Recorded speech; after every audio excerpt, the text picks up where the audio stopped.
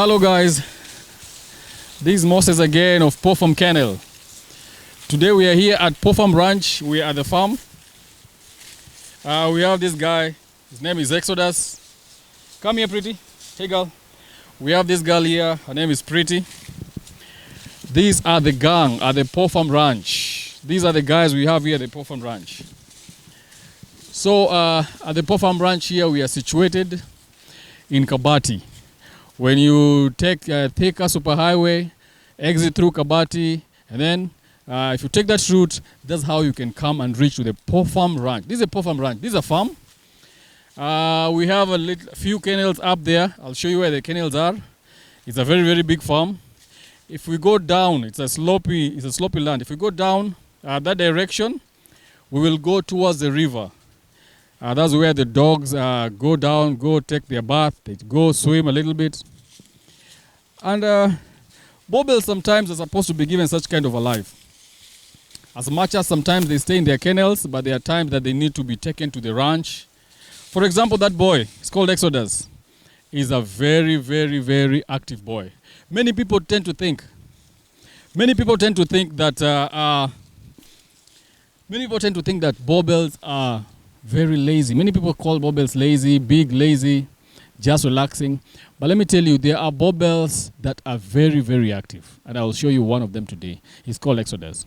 That boy is extremely active. That's why if you have such kind of Boerboels, they're supposed to be at the ranch, they're supposed to be at the farm. So today I'm going to introduce you to Paw Ranch. Please stay tuned. Walk with me.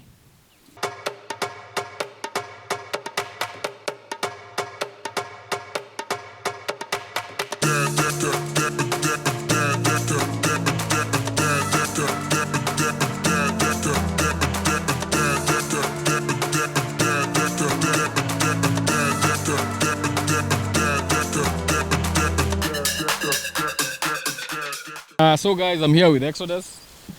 This is a youngster bred from Smoky.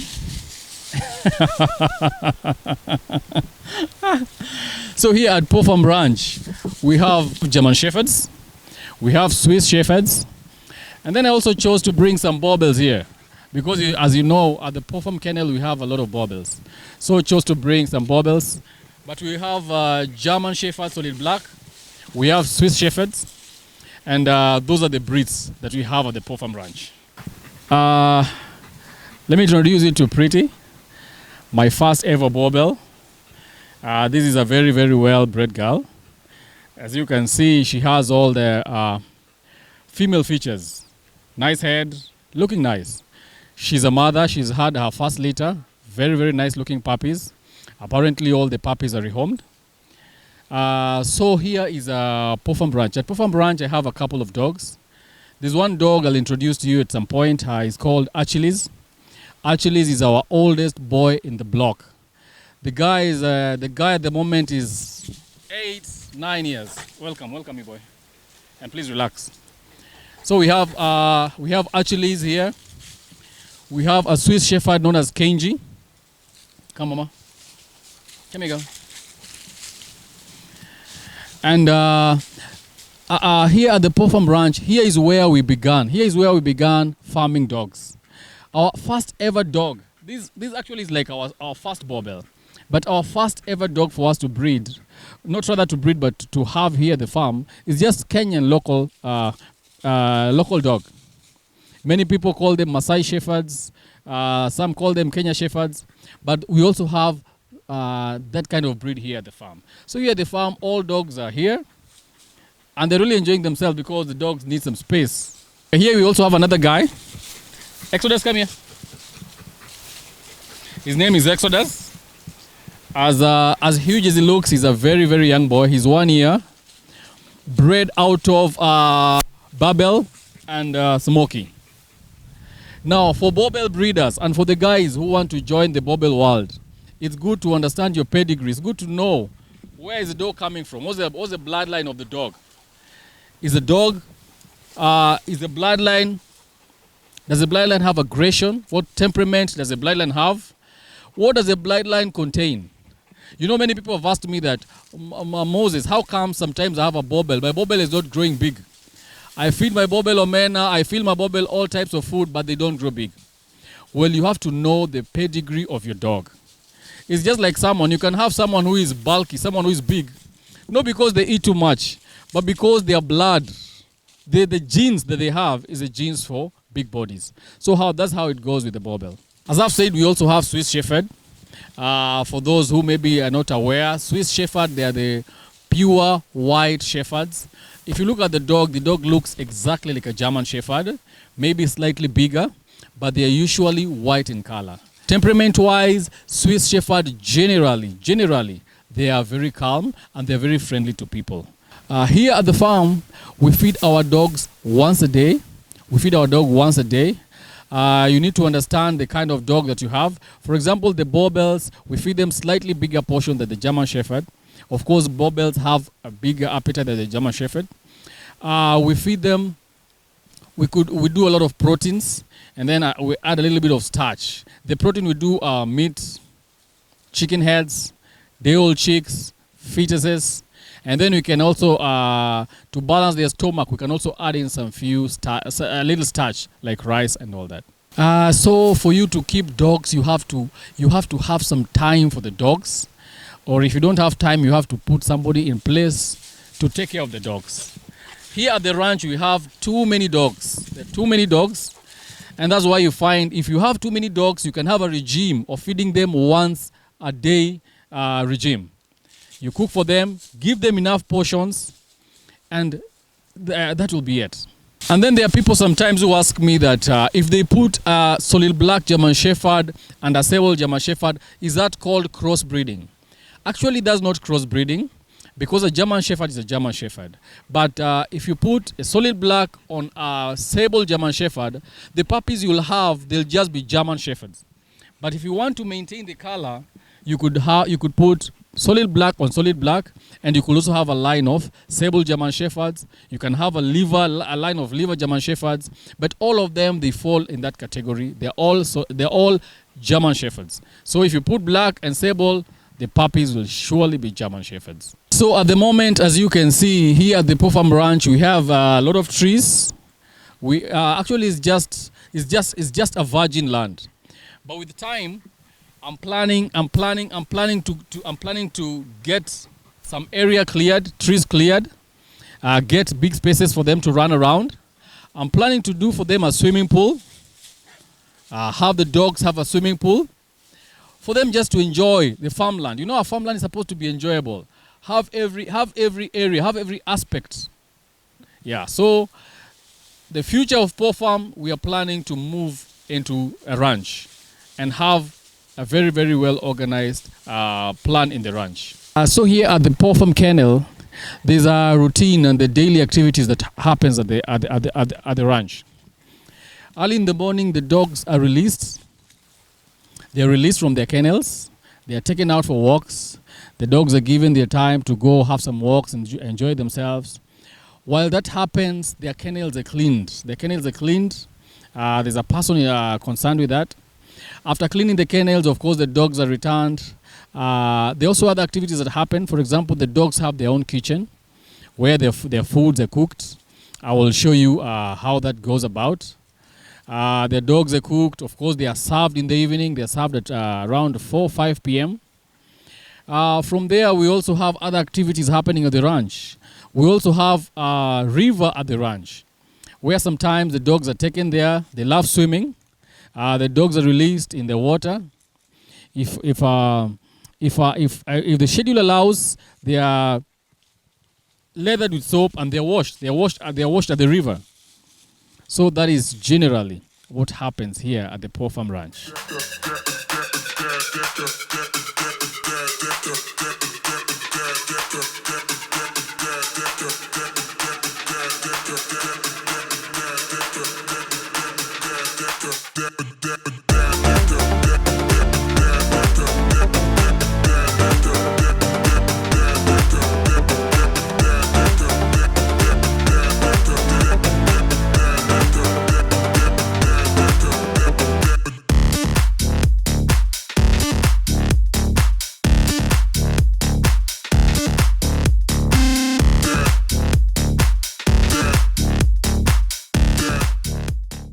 As you can see, we are already at the river. Now, this is the place where action takes place. This is the place where when we bring Pretty, when we bring the other dogs, they come here, take a dive, take a shower, and enjoy themselves. We're going to show you, at least we're going to take a bath of one of the dogs. We're going to wash Pretty, and we're going to show you how these things happen. Yeah, stay tuned.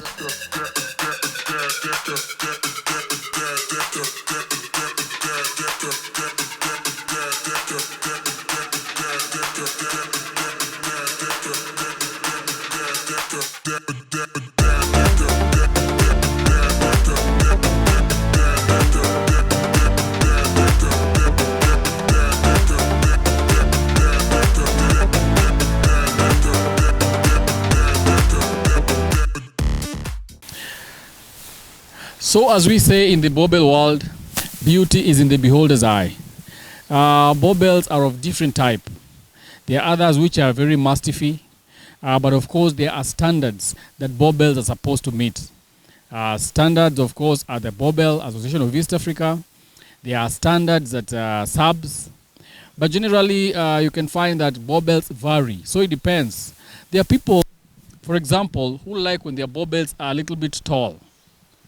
There are people, for example, like myself, who like short and stocky Boerboels, wide and all that. But what we say is that if you have a male Boerboel, let the male look like a male. If you have a female Boerboel, let the female look like a female. Of course, there are other Boerboels that have other female that have extremely masculine nature. You can find a female Boerboel with a big head. If you hide if there are some Boerboels, if you hide their teeth, you could think it's a male Boerboel. But unfortunately, that also comes with some challenges. You can find that they have too many male chromosomes and all that. Actually, there are female Boerboels that are not able to whelp. They're not able to give birth to puppies. This is because they are more on the masculine side. So as they say, let the males be the males, let the females be the females. But there are various types. It's for you to choose which type of Boerboel do you want to have. As I mentioned to you, right now we are at the Paw Farm Ranch kitchen. This is how our kitchen looks like. Here is where we have our fuel. We use firewood as our fuel. We also have our cooking area, big pot. We just cook using firewood. And this is how our kitchen looks like. And then with me here is the big boy. His name is Kenji. He's a Swiss Shepherd. His name is Kenji. He's a male Swiss Shepherd at Paw Farm Ranch. As you can see, he's due for his shower. He's still dirty. I will be taking his shower on Sunday. Swiss Shepherds, the way you know, they're generally supposed to be white. Temperament-wise, Swiss Shepherd, many of them, they have a very, very stable temperament. They're friendly to people. A new person introduced to a Swiss Shepherd will definitely be easy, because Swiss Shepherd are generally they are easy, and their temperament is very stable. But of course, there are also other 1, 2, 3 exceptions where you can find an aggressive Swiss Shepherd. But generally, one of the most easiest dog is a Swiss Shepherd. Of course, there are a couple of things you need to consider if you have to adopt a Swiss Shepherd. As you can see, Swiss Shepherd generally, they're white in color. And then generally, most of them are they're long-coat dogs. So to have such kind of a dog, you have to be ready to take care of them. You have to be ready to groom a Swiss Shepherd, always ready to take them regular showers, and grooming their hair, ensuring that they're clean. Unfortunately, we've taken Kenji before he's taken his bath. But Swiss Shepherds are the kind of dogs that you need to be ready and prepared to take a very, very good care of them. They shed a lot once in a while when they're in their shedding season. So there's usually a comb. They're supposed to be combed to take care of the loose hair so that you may help in their shedding. So due to its flexibility, due to the wide range of environment that the Swiss Shepherd is able to stay in, you'll find that a Swiss Shepherd can adjust to the assignment that you want to give it. If you want a Swiss Shepherd to be a pet dog, a Swiss Shepherd will adjust to your desires. Such kind of a dog can be trained, can be an in-house dog, But also, if you want to pull it and extend its potential, this is one of the dogs you can also train to be a guard dog. With the proper training, a Swiss Shepherd can also be a very, very good guard dog. A Swiss Shepherd can also be trained in terms of sniffing and also other trainable assignments. A Swiss Shepherd is a kind of a dog that feels your vibe and is ready to do the assignment that you want to put it to do. Hi again, everyone. This is my big boy, Achilles. He's called Plaswag Achilles. The boy is right now standing at 8 years old. But as you can see, very young at heart. Hi, boy. Are you young? Come here. Come here, Achilles. Come, boy. So you might maybe ask yourself, what is happening here? Just one very quick one. I want you to know that if you are in a place where you want to train your dogs to have one specific place to go and souse and poop, that is what is happening in this place. All my dogs know that this is their area where they come and do their business, their loo business. This is extremely trainable. You just set one place for them. Make sure that you put their poop there. They will go around smelling, finding out which area is the toilet area, and it is very possible to have your dogs go do their business at one point. And this is one such scenario. This is one thing I've done extremely successful. This is just a general advice to all the dog lovers out there. You must know that this is a very expensive and a very involving hobby. To keep a dog, you must count the cost. Financially, you must count the cost in terms of time, in terms of your engagement with them. You just must be ready for a dog. But also, let me also mention this, having a dog is probably one of the best things somebody can do, especially if you have the passion for dogs, if there is a deep love for dogs deep down in your heart. Now, one of the biggest mistakes that people do is keeping dogs without love for dogs. There are very many people nowadays who get into breeding, keeping dogs just for the monies. Many people think that just by having dogs and having puppies, that those are monies popping. Well, let me just tell you from experience, you can't keep a dog and keep a dog well if you're only keeping a dog for the money. Actually, even the dog can feel it. The dog will feel if you love him. If you love the dog, if you have passion for dog, that is one of the main reasons why you should keep a dog. I keep this boy called Kenji because I love him. I spend most of my time with him because of the love. But if you want to keep such kind of a dog for the monies that the dog will bring, that might end up not working well for you. So my advice to most of the upcoming breeders, keep the dog because of the love. If you don't love a dog, just go out and see other breeders, check them out, but don't do what you don't love. If you don't love it, chances are it won't work for you. So going for dog breeding, going for dog keeping for the monies is one of the major mistakes that people make. Please don't be such kind of a person. But of course, if you love dogs, keep the dog for the love. If there will be money in return, boy, let it happen. Let the monies come home. There are not only challenges in dog breeding, but dog breeding is also a very, very positive thing. Personally, I have very good testimony of positive things that has happened to me just by keeping dogs. For instance, I personally have a desire of just having dogs. And just by having that desire met, you see it helps somebody even mentally. Just by hanging around my dogs, when I'm alone, I just come sit by my dogs. It helps somebody mentally to be okay or to be at ease. Another advantage of keeping dogs is that for you to have dogs, for example, the big breeds like the Boerboels, the big dogs have to be walked regularly. By walking my dogs, I walk Marcus, I walk Keo. By just walking my dogs, it helps me even my physical health. You find that it is hard for you to walk alone, for the dog lovers. But if you have a dog, you can walk kilometers and kilometers of distance. So that is also helpful to the dog, but you find that it also brings health benefits to you as a dog breeder. Of course, there are also other advantages. If you have nice dogs, if you breed good dogs, it reaches a point whereby your neighbors will come. They'll want you to give them a puppy. You see? And reaches a point whereby for you to rehome a puppy, you charge for the puppy. You charge for whatever you've done for breeding. So at some point, reaches a point whereby they have monetary advantages. People will love your dogs, people will want you to rehome their dogs to their places, and of course, that comes at a cost. The advantages of keeping dogs are uncountable. They are numerous. They are numerous.